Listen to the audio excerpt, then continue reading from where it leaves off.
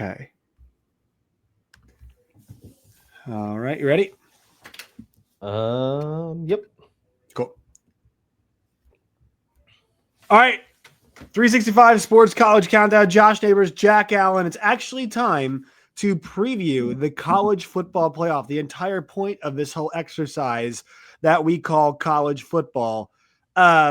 But also make sure you guys like the video, subscribe to the channel as well. He is at Jack Allen TV. I'm at Josh Neighbors _ at CC Podcast JN. Get us wherever y'all get your podcasts as well. We'll preview these first round games, Jack, in chronological order. We'll also go to our friends at the DraftKings Sportsbook to take a look at the odds for them. This first game is between two teams that, at least in recent memory, have traditionally been very, very good at offense. And this year, they have not been very good at offense at all. Oklahoma and Alabama on a Friday night game, which I think is interesting that they're going to play it then. But also, the Shield has occupied Saturday, so that is why we're seeing these first round games taking place. On trying to avoid them best they can. Alabama is going to be on the road against Oklahoma. Alabama is now a 1.5 point favorite at OU. If you go with concepts like, who do you trust more and whatnot? I don't really trust any. I trust Ty Simpson more, but like that does not mean that I trust he will perform better, because we know that the latter half of the season has not been kind to the Tide signal caller. Exactly. I mean, Ty Simpson, I think, has got definitely the higher upside of the two and coming into this game. But even when you look back, I pulled up the numbers from the first time that these two played. Ty Simpson finished with 326 passing yards. John Mateer finished with 138. Like, so much of that game came down to Alabama making mistakes. You look at Ty Simpson throws an interception. They lose a couple of fumbles, including Simpson losing one. Like, to me, so much of Oklahoma's success this season, obviously has been on the defensive side of the ball, but it's been about causing havoc, creating turnovers, forcing problems, so that when their offense is not as effective, they can still find a way to grind out a win. I just don't know how much of that is replicable a second time through. Now that Alabama's got the tape, now that they've not only have the tape, but have experience to rely on, they can look at the tape and say, remember when this happened, this is what we do. Like, they've seen it and experienced it now. It just doesn't necessarily feel replicable that you can pass for 138 yards, run for 74 yards, and find success more than one. It's still win. Yeah, I mean that game they really did, like, all the counting stats went towards Alabama. It looked like it's very reasonable to think that Oklahoma could try and pull off something similar to that again. I mean, with how good their defense has been, but moving the football has been good. Offenses have been able to do it against Alabama. I'm wondering how much Alabama's going to try and run the ball. It's not been a consistent deal. Are they just going to try to trust the fact that they've got more playmakers, right? They've got more guys that can that can take those shots, and hopefully they end up kind of in a better spot this time when they do it. They do so. I feel like you got to ride with Bama, just because I do not trust Oklahoma. At home, they were good. They fended off, Missouri just got Bo Perbula back, and kind of just slowly, they'll pop one big Satania play, and, they'll kick some field goals on their way to a win at home. I don't think you can do that against Alabama, because Simpson will have a few drives where, he will kind of take you down the field, and then, obviously, it's what we're talking about here. Those are the kind of variance moments, but I think they'd cash in this time. They're going to need more from the offense. 100% Oklahoma does, I think, in this game. I expect it to be low scoring. I expect a first team to 20 wins type situation, Jack, but I think it's going to take if I'm Oklahoma, I need 24. I got to get at least 24 to win this game. Well, and you're going to need to force some of that same chaos from the first game. I think that it's going to come down, so much football is about the turnover battle and sort of those big moments. You think, they had a pick six the first time that they played. That really swings the momentum, swings how this game turns out. I think that's where it comes down to once again is, can Oklahoma force turnovers on defense? They've done a great job of doing that this year. I just am with you that I don't necessarily know how sustainable it is a second time through. Yeah, and the good job by Brent Venables. This was a season that overall they had to have. But this is like when you watch maybe almost like Indiana last year, where you saw him play, they were really, really good. You saw him play Ohio State, and then you saw him play Notre Dame. And even before the Notre Dame game, I was worried. And just like they just weren't as good, right? Like they just were not as good as as those big dogs.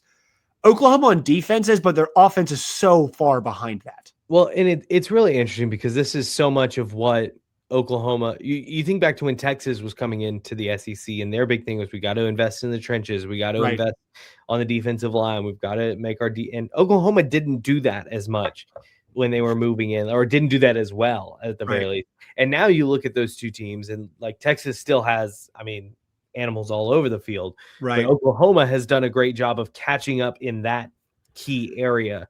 And that's what's led to them being able to find success in the SEC is that, they've caught up in an area where coming into the conference they lacked. And now they finally are at a place where they're competitive in the trenches, competitive on defense, and kind of what we expected whenever they brought in Brent Venables in the first place. Yeah, they're definitely kind of on track to be where we thought they would be. Let's go with the Miami, and I don't like the game. The fact this game is, I know why it's early. Once again, the NFL games are after it, but I hate this game being at 11 a.m. at Kyle Field. Like it just feels like such a disservice.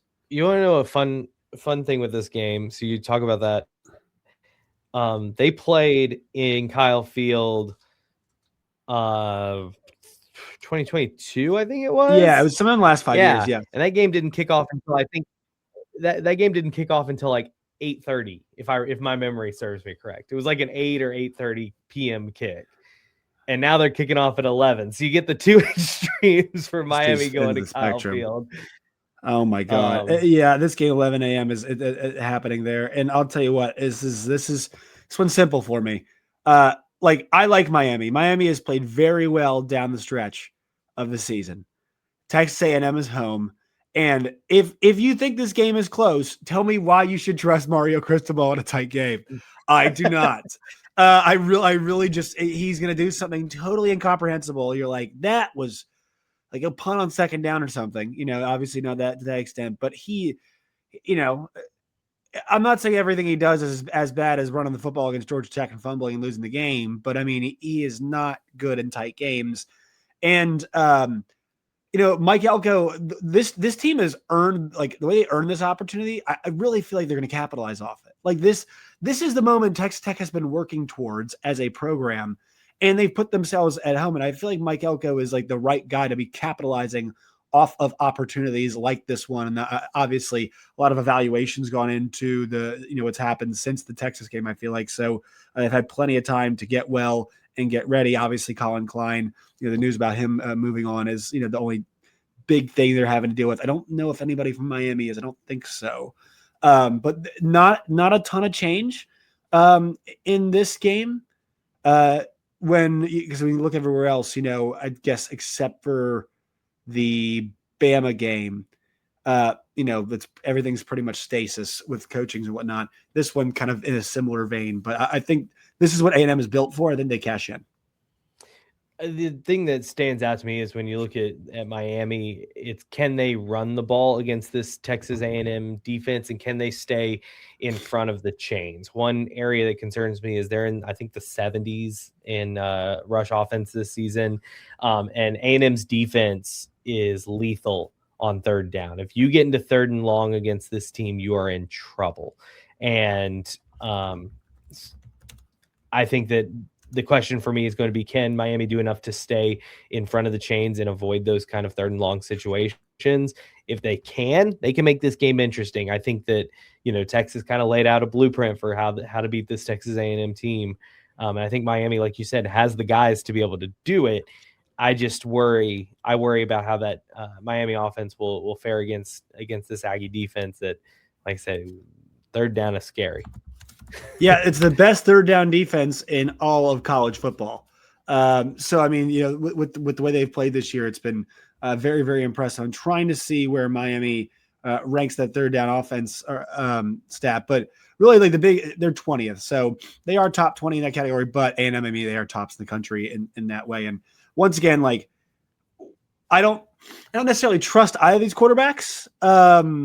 Carson Beck has a higher ceiling, but Marcel Reed does do a little bit more, and he has really Colin Klein's done an excellent job this year with him. He really has improved from the guy that last year, Jack, playing him more than 3 games at a time was difficult to have success with because teams would kind of catch on to his, to what he would do, and they would go back to Wegman. But, he really has improved as a passer. He really has built excellent chemistry. And, I've been very impressed with the way they've built that. So are you on the same side as me, A&M at home?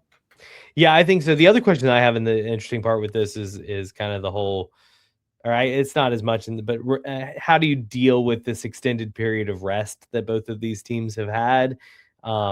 Just because Miami and Texas A&M, neither one of them played in a conference championship game. They've been. Are you hitting me with some rest versus rust? No, because they're both resting. That's the problem. But it's more of who can deal with this change a bit of a change in routine. I mean, the rest versus rust though, it's like the idea of it's like, will you look rusty because you haven't played so long, or will they look fresh and rested and firing all cylinders? So, it's more of an individualistic deal. It's not one side of the spectrum, or the other in terms of like this team's kept playing, this team hasn't. But that's a big key is, will they have taken full advantage? And this should be a very physical game because obviously Miami. Now this is a great offensive line for A&M. Really, really strong defensive. At least 2 guys off that D line for Miami are probably going to be first round picks. So that should be a good matchup too on that thing. Now we have the safety bowl, the safety concern bowls, tabbed by Bud Elliott, Tulane and Ole Miss. So this was a walk last time. Ole Miss 17.5-point favorite.